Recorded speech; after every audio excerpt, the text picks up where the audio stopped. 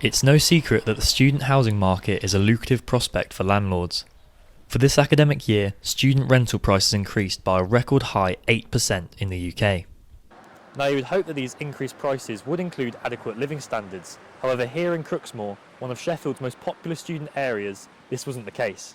I went to speak to Alex, a second-year medicine student at the University of Sheffield, who, when he agreed his tenancy for the year, didn't realise he would be risking his own safety. In this house, we've had quite a few problems, especially with leaks. There was 2 leaks in my room, so I thought it was just originally stained from previous leaks, and then some would come and go with time. Then my ceiling started to crack.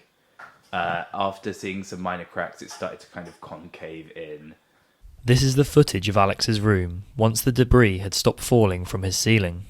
Luckily, I got to the other half of the room, so nothing hit me. There was quite big pieces falling from the ceiling, and they were slamming on the floor quite hard. But I couldn't escape the room for 20 minutes because there was still pieces falling from the ceiling.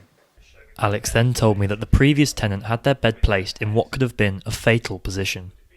I think if my bed was where it was collapsing, like the person that stayed here last year, I could have definitely been injured, quite significantly, probably a concussion or a couple cuts or gashes. Alex's house belongs to the letting agency of Broomhill Housing Limited, and I asked him what contact he had with his landlord during the events. I rang him straight away. I was like, my ceiling has fallen through, my room's not livable, I'm staying in the kitchen, when can you get it sorted? It was just wait until we send someone.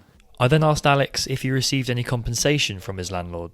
He offered to buy me some new bedding, so he gave me a £30 allowance to buy some new bedding, but aside from that, there was no other reimbursement for costs or damages. All of my clothes were kind of damaged. A lot of my clothes are now stained with whatever liquid fell from the ceiling. Do you now feel safe in your room? I think it's going to be okay, but it's always in the back of your mind being could a different part of my ceiling fall down next?